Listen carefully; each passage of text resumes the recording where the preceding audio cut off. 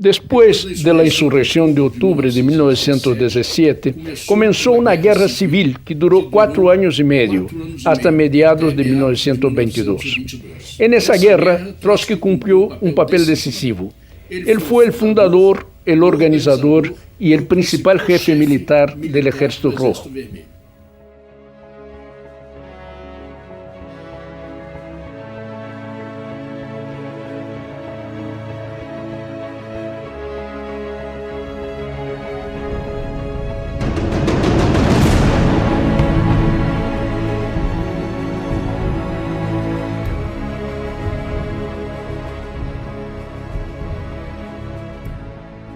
El motivo principal de la guerra civil fue la resistencia armada de las antiguas clases dominantes de Rusia. La aristocracia dueña de tierras, la burguesía y los antiguos generales del ejército zarista entraron en guerra para impedir que el gobierno de los consejos obreros de soldados y campesinos expropiara sus tierras y fábricas. Essas antiguas clases dirigentes formaram o chamado Ejército Blanco, que em realidade reunia diferentes ejércitos contra-revolucionários. Su verdadeiro objetivo era destruir o governo soviético e restaurar a ditadura do zarismo. Pero essa guerra não era solo interna. O Ejército Blanco era apoiado com armamento pesado e também com a invasão de 14 países imperialistas e seus aliados.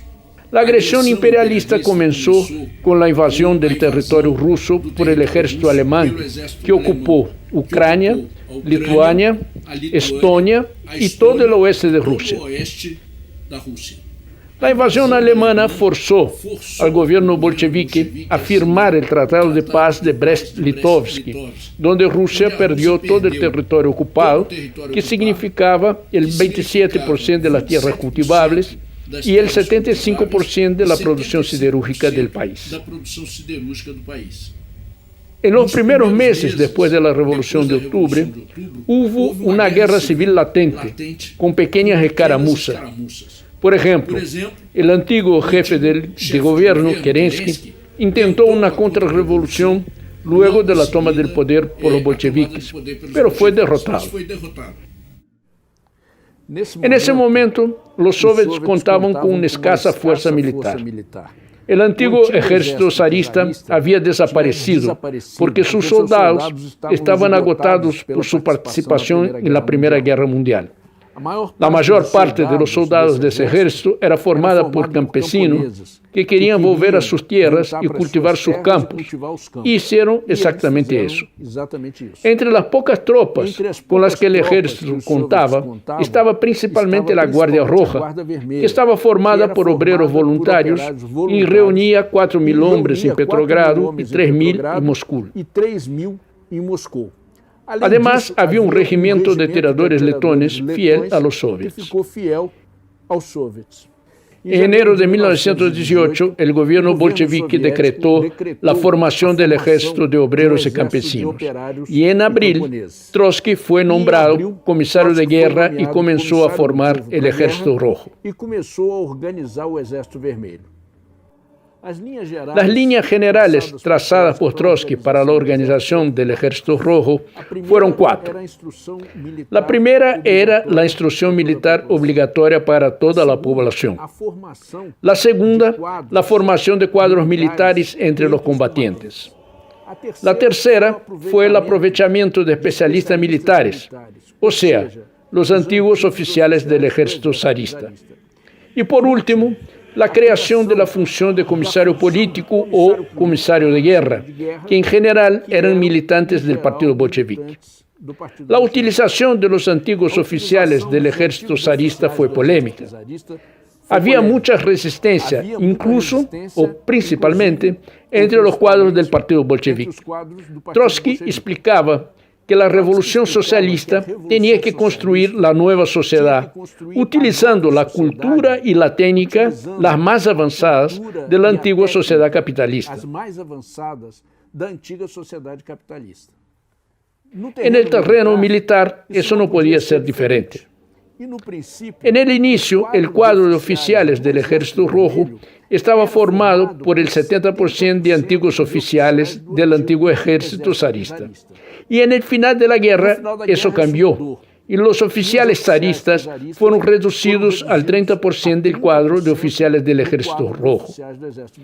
La figura de los comisarios políticos o comisarios de guerra, creados por Trotsky, era una novedad en la historia militar mundial.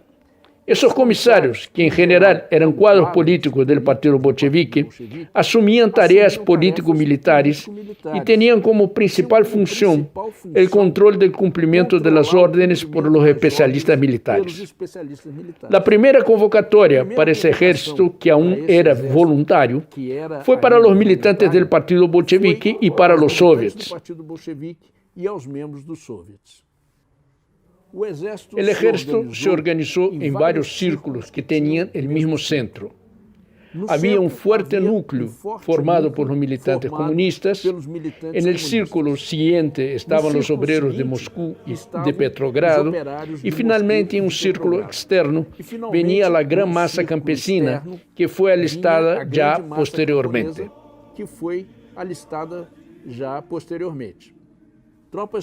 Tropas checoslovacas de ex prisioneros de guerra, la llamada Legión Checoslovaca, armados por ingleses y por franceses, se sublevaron y tomaron la ciudad de Kazán, en las márgenes del río Volga, y con eso abrieron camino para llegar hasta Moscú. Trotsky se dirigió a Kazán para reorganizar las tropas. Finalmente, el Ejército Rojo retomó la ciudad con 25.000 hombres. Esa victoria fue un resultado decisivo para el triunfo final del Ejército Rojo en la Guerra Civil. Pero a pesar de la victoria en Kazán, la República Soviética continuaba amenazada.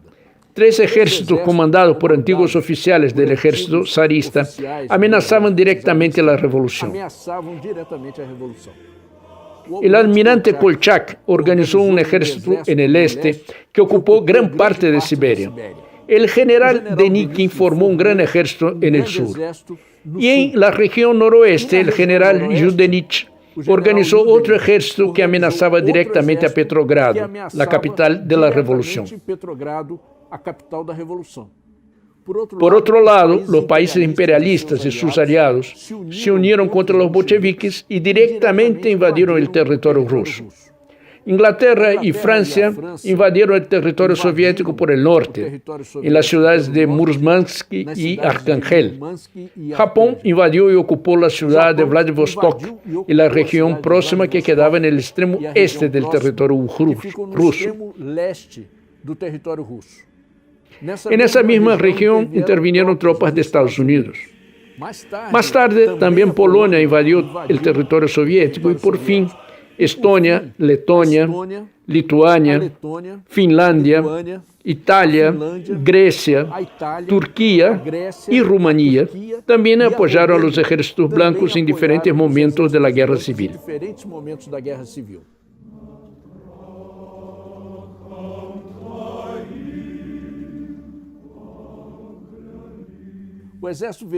La organización del Ejército Rojo fue una verdadera hazaña organizativa, principalmente de Trotsky, que lo dirigía. Para tener una idea, el ejército pasó de los 25.000 hombres que tenía en Kazán a 5 millones de soldados en el final de la guerra, organizados en más de 16 ejércitos que luchaban en todos los frentes. Como comisario de guerra y comandante en jefe del Ejército Rojo, Trotsky se desplazaba en un tren blindado que iba de un frente de batalla a otro. Para tener una idea, ese tren llevaba una guarnición militar, llevaba un tanque y llevaba también automóviles para desplazamiento fuera del área del alcance de la línea férrea. Además, el tren tenía teléfono, tenía radio, estación telefónica, biblioteca e incluso una gráfica para la impresión de panfletos y hasta de un periódico. El tren tenía una función concreta: organizar el ejército por donde pasara. El equipo del tren publicaba un periódico del frente de batalla, daba noticias internacionales, proclamas, manifiestos, etc. En ese tren, Trotsky recorrió más de 100.000 kilómetros.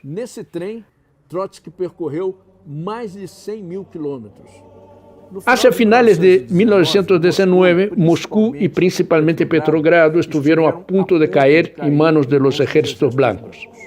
Pero los bolcheviques vencieron la batalla de Petrogrado y los ejércitos de Kolchak, Denikin y Yudenich fueron finalmente derrotados.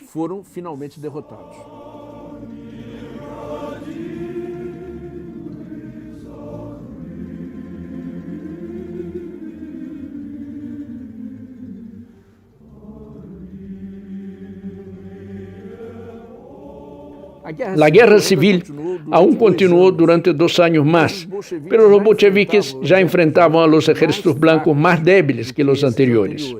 Y finalmente, en 1922, el Ejército Rojo salió totalmente victorioso de la guerra civil. No obstante, la Rusia soviética pagó un enorme precio por la guerra civil. El país salió destruido. No se sabe con exactitud cuántos murieron en la guerra. Algunos historiadores hablan de 4,5 millones de muertos. Otros afirman que el número de muertos fue el del doble, 9 millones. Pero el dato más preciso es que solo entre los obreros, más de 1 millón murieron durante los combates en la guerra. Hace más de 100 años que la derecha mundial acusa a los bolcheviques por esos millones de muertos en la guerra civil. Eso es totalmente falso. Los bolcheviques fueron atacados y cercados por todos lados, por ejércitos imperialistas y por ejércitos locales contrarrevolucionarios. No existe la menor duda sobre que la responsabilidad de esa mortandad cabe a los ejércitos blancos y a las potencias imperialistas. Además, podemos afirmar con seguridad que si los ejércitos blancos y las potencias imperialistas hubiesen ganado la guerra, Rusia habría sido ahogada en un baño de sangre. Lenin, Trotsky y los bolcheviques tenían que defender a la revolución, a la clase obrera y a los campesinos, o todos serían aniquilados por sus enemigos. Al frente del Ejército Rojo, ellos conquistaron ese enorme triunfo que fue una de las más grandes hazañas de la historia de la humanidad. En el próximo episodio vamos a hablar de la Tercera Internacional, la Internacional Comunista, fundada en 1919 en plena guerra civil con el objetivo de transformarse en el Partido Mundial de la Revolución Socialista.